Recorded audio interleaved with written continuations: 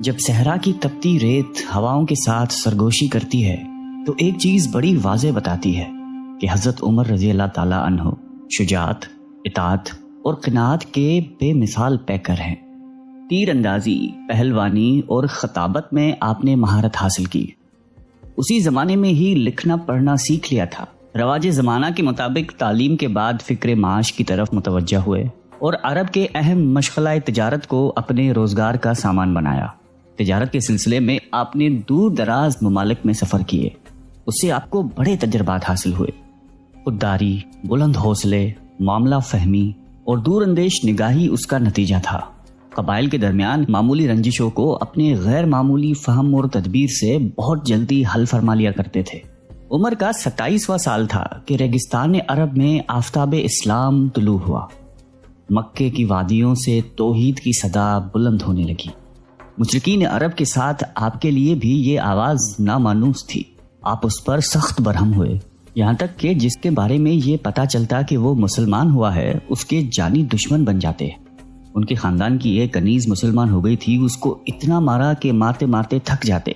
اس کنیز کے علاوہ بھی جس پر زور چلتا اس کو خوب مارتے پیٹتے، لیکن اسلام کا نشہ ہی ایسا تھا جو ایک بار چڑھ جاتا تو اترنے کا نام ہی نہیں لیتا تھا۔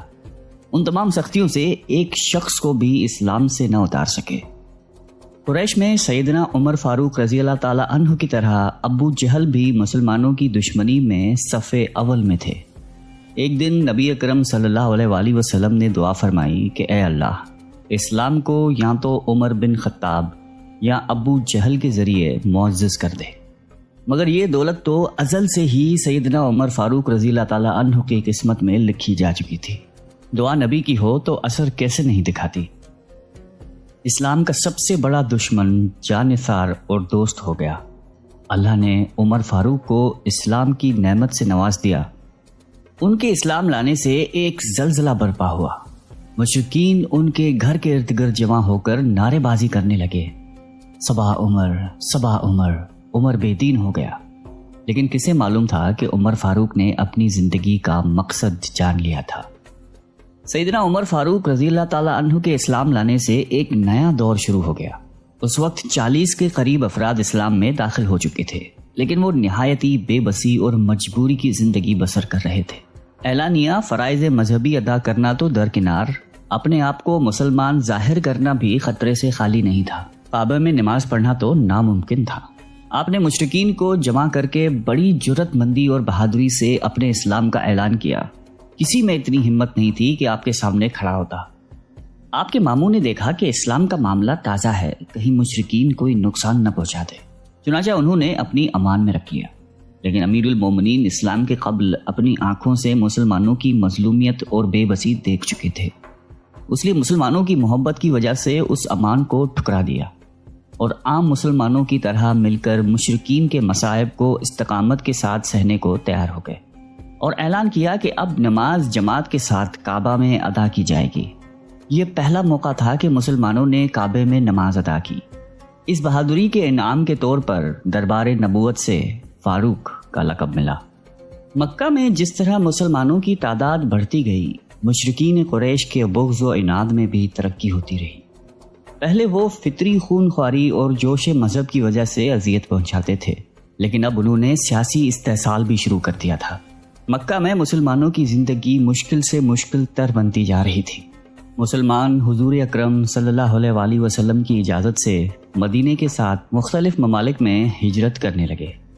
تمام مسلمانوں نے خفیہ اور پوشیدہ ہجرت کی۔ اس کے مقابلے میں سیدنا عمر فاروق رضی اللہ تعالیٰ عنہ نے آپ صلی اللہ علیہ وسلم سے اجازت ہجرت طلب کی۔ اجازت ملنے پر جس شان و شوقت سے آپ نے ہجرت کا سفر شروع کیا وہ قابل بیان ہے۔ آپ نے گردن میں تلوار لٹکائی، تیر نکال کر ہاتھ میں رکھے، کعبہ کے پاس آئے، 7 دفعہ طواف کیا اور مقام ابراہیم پر 2 نفل ادا کیے۔ اشراف قریش کعبے کے ارد گرد چھوٹی چھوٹی جماعتوں میں بٹ کر بیٹھے ہوئے تھے۔ آپ ہر جماعت کے پاس آتے اور فرماتے کہ تمہارے چہرے خاک آلودہ ہوں، جو چاہتا ہے کہ اس کے بچے یتیم ہوں، اس کی بیوی بیوہ بنے، وہ اس وادی کے پار آ کر میرا مقابلہ کرے۔ سنو، میں مدینے ہجرت کر رہا ہوں، کون ہے مقابلے کو تیار؟ آئے میدان میں للکار فاروقی کے سامنے سب کی بہادری دم توڑ گئی اور کوئی بھی مقابلے کو تیار نہ ہوا۔ اس کے بعد جماعت در جماعت ہجرت کر کے مدینے میں جمع ہونے لگے، حتیٰ کہ سرور کونین صلی اللہ علیہ وآلہ وسلم خود ہجرت کر کے مدینے نازل ہوئے۔ آپ صلی اللہ علیہ وآلہ وسلم نے مہاجرین اور انصار کے درمیان بھائی چارہ قائم کیا۔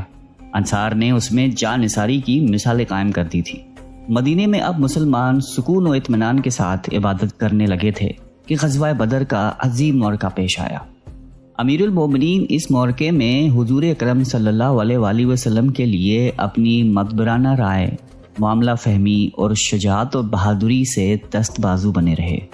اس موقع میں مسلمان سرخرو ہوئے، کامیابی اور کامرانی ان کا نصیب بنی اور کفار کو شکست سے دوچار ہونا پڑا۔ اس موقع میں سرداران قریش کی بڑی تعداد گرفتار ہوئی۔ اس بات پر بحث ہونے لگی کہ ان کے ساتھ کیا معاملہ کیا جائے۔ سیدنا ابو بکر صدیق رضی اللہ تعالی عنہ اور دیگر صحابہ کی رائے یہ تھی کہ ان سے فدیہ لے کر آزاد کر دیا جائے، جبکہ امیر المومنین کی رائے تھی کہ ان سب کو قتل کر دیا جائے۔ آپ علیہ السلام نے حضرت ابو بکر صدیق رضی اللہ تعالی عنہ اور اکثر صحابہ کی رائے پر عمل کرتے ہوئے ان تمام کو فدیہ لے کر آزاد کر دیا۔ اس کے علاوہ آپ نے جنگ احد، خندق، خیبر اور فتح مکہ جیسے عظیم موقعوں میں نمایاں خدمات سر انجام دی۔ سیدنا ابو بکر صدیق رضی اللہ تعالی عنہ کی وفات کے بعد آپ خلافت میں آئے۔ اپنے 10 سال کی دور خلافت میں فارس، روم، ایران، عراق، شام، بیت المقدس جیسے عظیم سلطنتوں کو فتح کیا۔ وقت کے فرعونوں کی حکومت کے تختے الٹ دیے، پوری دنیا میں اسلام کا ڈنگا بجا دیا۔ اپنے دور خلافت میں ملکی نظم و نسق کو باقاعدہ منظم کیا۔ آپ کی حکومت میں ملک کے تمام ضروری شعبے وجود میں آ چکے تھے۔ اپنے مملکت کو صوبوں اور ضلعوں میں تقسیم کیا۔ ہر صوبے میں بڑے عہدیدار مقرر کیے، جن میں حاکم صوبہ، قاضی، فوجی محکمہ، منشی، کلرک وغیرہ شامل تھے۔ ملکی و قومی مسائل مجلس شوری میں پیش ہو کر طے پاتے تھے۔ آپ اپنے دور خلافت میں حکام اور حکومی ملازمین کی کڑی نگرانی کرتے تھے۔ اگر ضرورت پڑتی تو عدالت کے کٹہرے میں لا کر کھڑا کر دیتے تھے۔ آپ نے قابل زراعت زمین کے لیے نہریں کھدوائیں، زراعت کے پیشے کو فروغ دیا، عشر و خراج کے منظم احکام جاری فرمائے، جیل خانے اور بیت المال جیسے اہم شعبے ترتیب دیے، تعمیرات کو سرکاری طور پر ترقی دلوائی۔ آپ نے نئی آبادیاں قائم کی جس میں بصرہ، کوفہ اور دیگر شہر شامل ہیں۔ اشاعت اسلام کے لیے آپ کی خدمات قابل قدر ہیں۔ آپ کے اثرات پر قرآن، جو اساسہ اسلام، دستور اور منشور ہے، مرتب کیا گیا۔ آپ نے اپنے دور خلافت میں اس کے درس و تدریس کو رواج دیا، معلمین، حفاظ اور موزنین کی تنخواہیں مقرر کی۔ اشاعت حدیث کے لیے بھی صحابہ کو مختلف ممالک کی طرف روانہ فرمایا۔ آپ نقل احادیث میں بڑی احتیاط فرماتے تھے۔ تمام ممالک میں فقہ کرام کو مقرر کیا۔ مختلف فقہی مسائل میں صحابہ سے مشورہ کر کے ایک رائے طے کرواتے تھے۔ مسجد نبوی کو وسعت دی، نئی مساجد تعمیر کروائیں، ان کی ضروریات کا بندوبست کروایا، حرم کی توسیع کی۔ آپ کے دور خلافت کا نمایاں وصف عدل و انصاف تھا۔ شاہ و گدا، امیر و غریب، عزیز و بیگانہ، سب کے لیے ایک ہی قانون تھا۔ عدل فاروقی کا دائرہ صرف مسلمانوں تک محدود نہیں تھا، بلکہ ان کا دیوان عدل مسلمان، یہودی اور عیسائی سب کے لیے یکساں تھا۔ آپ فطرتاً ذہین اور صائب الرائے تھے۔ آپ کی رائے کے مطابق کم و بیش 20 آیتوں کا نزول ہوا، جنہیں موافقات عمر کے نام سے یاد کیا جاتا ہے۔ اسیران بدر، اذان، حرمت شراب، مقام ابراہیم کو مسلح بنانا اور ازواج مطہرات کے پردے سے متعلق آراء مشہور ہیں۔ قربت نبی علیہ السلام کی وجہ سے آپ کو احکام میں بہت مہارت تھی۔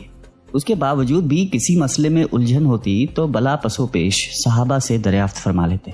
قرآن مجید کی تلاوت کرتے وقت مجتہدانہ انداز سے بڑا غور فرماتے تھے۔ اس کی بدولت قرآن مجید سے دلائل دینے میں بڑی مہارت تھی۔ آپ کے اخلاق و عادات دین محمدی کی عملی تصویر تھے۔ آپ کے آئینہ اخلاق میں خلوص، دنیا کی لذتوں سے اجتناب، حفظ لساں، حق پرستی، راست گوئی، تواضع اور سادگی کا عکس نمایاں نظر آتا تھا۔ جنت کا پروانہ ملنے کے باوجود آپ کا خوف خداوندی اور خشیت الہی قابل دید تھی۔ رات بھر عبادت، ذکر و اذکار میں مشغول رہتے، نماز میں عموماً ان آیات کی تلاوت فرماتے جس میں خدا کی عظمت و جلال کا بیان ہو۔ ان کی آیات کی وجہ سے آپ اس قدر روتے کہ ہچکی بن جاتی۔ سیدنا عمر فاروق رضی اللہ تعالیٰ عنہ کے دل میں حب رسول اور اتباع سنت رچی بسی ہوئی تھی۔ آپ جمال نبوت کے سچے شہدائی تھے۔ اس راہ میں جان و مال، آل و اولاد، عزیز و اقارب کی قربانی سے پیچھے نہیں ہٹتے تھے۔ زہد و قناعت کا پیکر تھے۔ دنیا کی طلب، حب جا و مال سے نفرت فرماتے تھے۔ آپ کی زندگی نہایت سادہ تھی۔ کھانے میں بغیر چھنے ہوئے آٹے کی معمولی روٹی اور روغن زیتون ہوتا تھا۔ خلافت ملنے کے بعد نہایت محتاط ہو گئے تھے۔ فقر و فاقہ اور تنگ دستی سے زندگی بسر کر لیتے تھے۔ نہایتی متواضع شخصیت کے مالک تھے۔